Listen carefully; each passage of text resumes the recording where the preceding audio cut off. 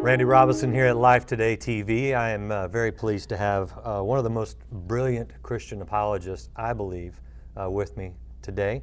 He is an author, he is a speaker, and I'm just glad, Ravi, Zacharias, that you are here with me. Thank you for taking a few minutes. Good to be with you, Randy. Thank you. I want to talk about your new book. I'm excited about the topic, and I want to know a little more. It's called Why Jesus?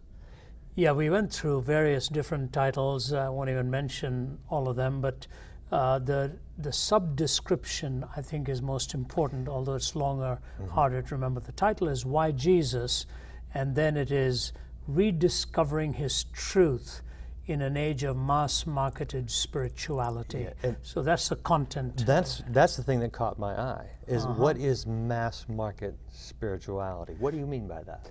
It is the fact that there's a convergence today, Randy, of this incredible social networking that's possible, and the entire multi-track of media, and the personalities now that are big in this industry. I mean, any author getting on Oprah Winfrey all of a sudden is guaranteed hundreds of thousands of books to be purchased by virtue of her iconic status and her impact and the spiritual hungers out there.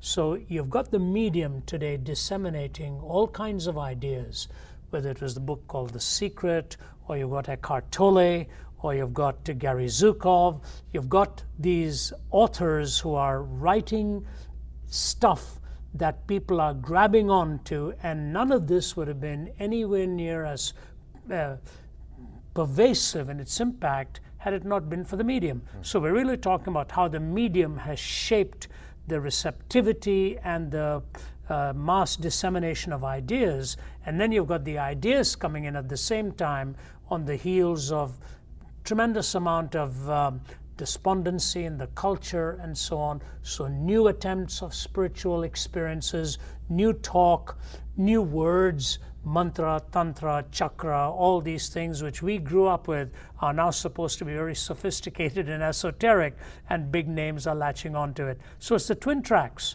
of the power of the medium and the hunger of the spirit that is now leveraging Eastern mysticism packaged in spiritual formats, the net result of which is every person becomes his or her own God. So into this dual tracking, what are you trying to say? I'm trying to say beware. Truth can be sacrificed at the altar of an image. You can take something and produce it with an image, or a person who is taken to be an image maker, and make it to appear to be true. One television personality, for example, changing over the years in her impact, starting off by saying truth is the only thing that matters. Then when somebody said to her, most recently one of her family members, why do you tell all these stories about your childhood that are not true, that are really lies? And she said, well, that's what people are really looking for. All of a sudden, the medium shaped the exponent, and the exponent became reconfigured to purvey stuff that in the beginning days he or she would not have purveyed themselves.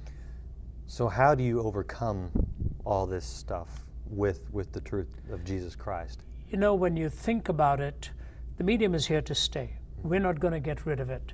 But the medium is being harnessed by all kinds of forces. So when you take movies like Avatar and so on, you see a worldview that is being assumed out there and carried into the minds of people.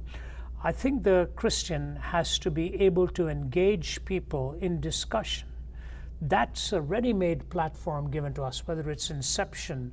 You know, you go back to the words of Lao Tse, how do I know if when I'm asleep, I'm a man dreaming I'm a butterfly, that when I'm awake, I'm not actually a butterfly dreaming I'm a man?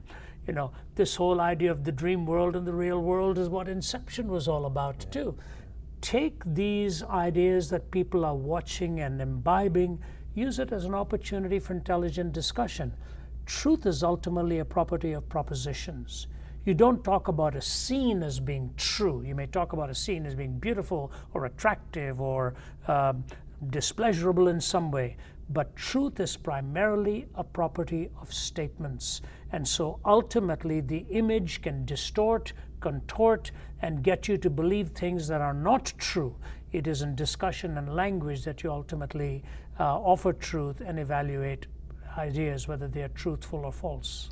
Are you taking some of these examples like an Avatar or an Inception and using them to springboard into the truth? Is that, Absolutely. Yeah.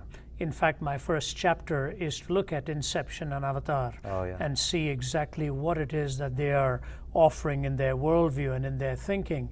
Then the next chapter goes into how the medium is the massage and the message. The medium massages ideas into your mind.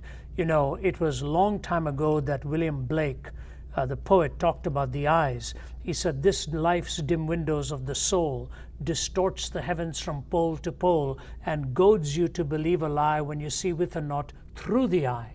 We are intended to see through the eye with the conscience. Now we are compelled to see with the eye devoid of a conscience." So you take the medium as it is being used, the seduction capacity of the medium, the ideas that are now shaping spirituality, the progenitors of those ideas, and the underlying worldview, and then you evaluate in the end. And I then conclude with the fact that what Jesus Christ has to offer is so unique, sophisticated enough for a philosopher, simple enough for a child. And he goes on to say, eye has not seen, ear has not heard, neither has entered into the heart of man the things which God has prepared for them that love him. So you take ideas that are prevalent, media that is being used for means of talking to people, and ultimately communicate the beauty of Christ. Do you find that this message is unpopular in some circles? Definitely unpopular, because we're sort of over-familiar with it, you know, the horror of the same old thing, as C.S. Lewis would mention. The ironic thing about it is, Randy, when I was in India a few months ago, film stars, film producers, and indeed the Film Institute invited me to come and speak.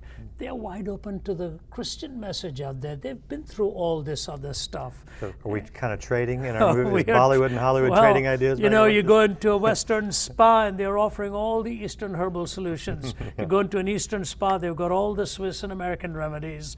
It's funny. Foreign seems to be the in thing today. That's funny. At the end of the book, and you kind of state your conclusion, but how do you hope that the reader comes out of that? What kind of action do you hope to spur them to? You see, as you and I sit here, no matter what we believe, there are two things we have to deal with every day.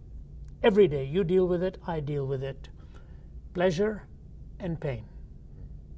How do I define a legitimate pleasure? What do I do when my life is in pain? Or, if you broaden the concept, evil. Good and evil. What is essentially good? What is essentially evil? Those two categories haunt humanity. Whether it's the atheist, the spiritualist, the Taoist, the Buddhist, the Hindu, the Christian, we're all struggling with this. And I believe it is only Jesus Christ that reveals the heart for what it actually is.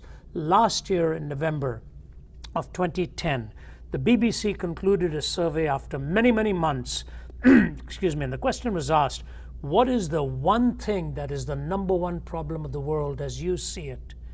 And the BBC was surprised with the answer. They said for the first time in all of the years of their survey, poverty and the environment were displaced, and the number one problem as humanity saw it in their survey was corruption. If that is reflective of what is happening, that means we better understand the human heart. And that only Jesus Christ most accurately describes. Wow. Great stuff. Be sure to check out Why Jesus by Ravi Zacharias. And where else can they tap into your other resources? I know you have some lectures and we have our website, rzim.org, and scores of resources. Our open forums at Harvard, at Yale, Princeton, and Ohio State, Oxford, all of the universities that we've been to, many business settings, many other academies and venues. The listener might enjoy them, or our books. So thank you for having me. Thank you for being here, and I do highly recommend all those, the audio and the video from the website. I've listened to a bunch of the audio on your website, and it is very challenging and thought-provoking and wonderful stuff. Great stuff for every Christian. So Thanks, thank Randy. you for spending Great a to few be minutes with you. us. Thank you.